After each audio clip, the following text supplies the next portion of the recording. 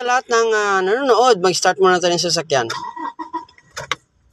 So maraming salamat sa inyong pagbisita. Today's video ay magsiset tayo ng ating sasakyan, Toyota Hilux. Ito usually nangyayari kapag ang inyong sasakyan ay palit kayo ng battery, syempre ang system niya mag-iiba.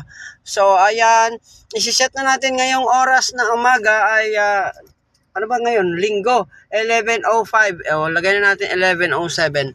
Isiset natin yan nandyan sa dashboard. Okay, start. Ngayon, ang oras ay ibig sabihin alas 5:09. So, 5 in the afternoon. So, hindi tugma dahil ang oras ngayon natin ay 11 pa lang. Ayan, 11. Okay, isiset na natin yan. Unang-una ang oras. Ito, pindutin natin hour. Yan. Ayan, may H. 1, 2, 3, 4. Pindot, pindot, pindot, pindot, pindot, pindot, pindot, pindot. Kung gusto nyo military time, pwede yan, 22. Ayan, pagka 23, ibig sabihin, 11 o'clock. Pwede na tayo dyan. Ngayon, kung gusto nyo naman na regular time, edi mag-ano tayo dun. Ayan, pindutin natin. Sige lang na, sige. Pindutin mo pa yung hour. Yan. 4. 5. 6. 7. 8.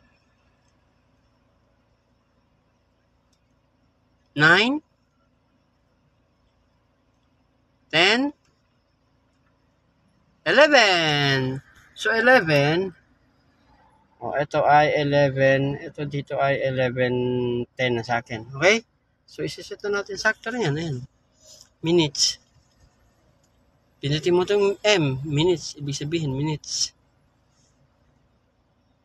Kung ituloy-tuloy mo diin, ayan, iiba ng number yan.